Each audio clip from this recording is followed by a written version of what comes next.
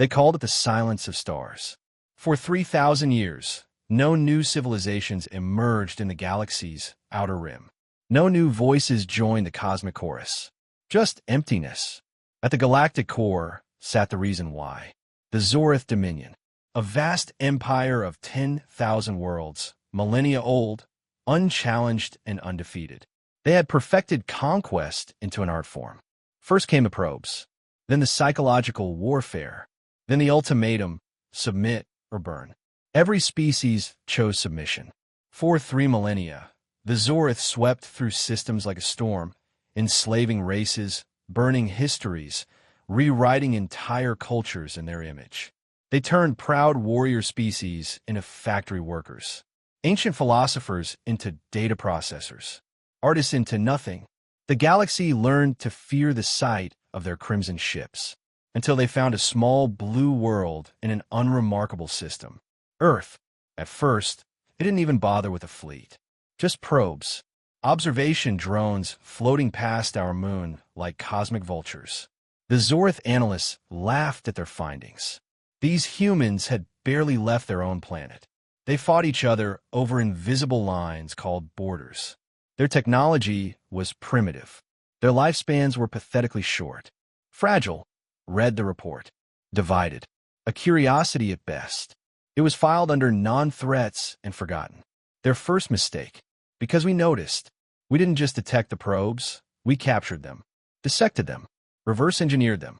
While the Zorith were still debating whether we were worth the fuel costs of invasion, human engineers were already building countermeasures. But more importantly, something unprecedented happened. The nations of Earth, lifelong enemies, bitter rivals, countries that had been at each other's throats for centuries, they looked up at those alien probes and realized something profound. We weren't Americans or Russians or Chinese anymore. We were humans, and something was threatening our home. The first invasion force landed on Mars, expecting the usual protocol, a quick demonstration of power, followed by inevitable surrender. They vanished. No distress signal. No final transmission. 300 Zorith warriors, gone without a trace. The Second Fleet arrived 6 months later, commanded by a veteran general who had conquered 47 worlds. He brought overwhelming force and met something he'd never encountered in 3,000 years of warfare. Unity. Not just human unity. We convinced our dolphins to help with underwater operations. We trained our dogs for reconnaissance. We'd even weaponized our bacteria. The Zorith didn't understand. They were fighting not just a species, but an entire biosphere that had decided they weren't welcome. We fought dirty. We had to. We used computer viruses that learned and evolved. We weaponized solar flares, turning our own star into artillery. We hacked their translation systems and filled their communications with human poetry, human music, human hope, concepts so alien to their empire that it caused psychological breakdowns in their ranks. We didn't win because we were stronger. We won because we were willing to do what they couldn't imagine. We adapted. Every time they developed a countermeasure, we changed tactics. When they learned to predict our strategies, we threw strategy out the window and improvised. When they brought overwhelming force, we disappeared into asteroid fields and struck from the shadows. But the real victory wasn't military. Every enslaved race in the galaxy was watching.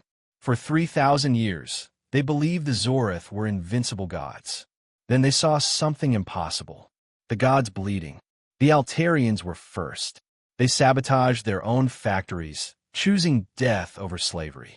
Then the Kepler colonies rebelled, using human design tactics they'd intercepted from our broadcasts. The vegan trade routes collapsed as entire species simply stopped working. Within 2 years, 10,000 worlds were in open revolt. The mighty Zorith Empire began eating itself alive. The surrender came not with fanfare, but with exhaustion. Their emperor, the genetic heir to 3 millennia of conquest, landed on Earth personally. No fleet, no guards, just a broken ruler carrying a simple document. He was young, maybe equivalent to 30 in human years. His hands shook as he placed the surrender on the negotiating table. But we had already prepared our own terms. We slid our document across the table, written entirely in English. The Emperor stared at it, confused. I don't understand your symbols. The human general, a grandmother from Kansas who'd volunteered when the war began, smiled gently. Then you'll need to learn. So will your children, and their children. But why your language? Why not something neutral? She looked out the window at Earth's recovering cities, at the memorial for the billions who died, defending not just their world, but their right to exist as themselves. Because when your grandchildren ask why their empire fell, they'll read the answer in the words of the people who taught the galaxy that freedom isn't given, it's taken. Today, 300 Earth years later, English is taught in schools across 10,000 worlds. Not as conquest, as a reminder that somewhere in the darkness between stars, there's a small blue planet whose inhabitants looked at the impossible and said, "Try us." And the galaxy learned that the most dangerous species isn't the one with the biggest weapons. It's the one with nothing left to lose and everything to fight for. We didn't just win a war.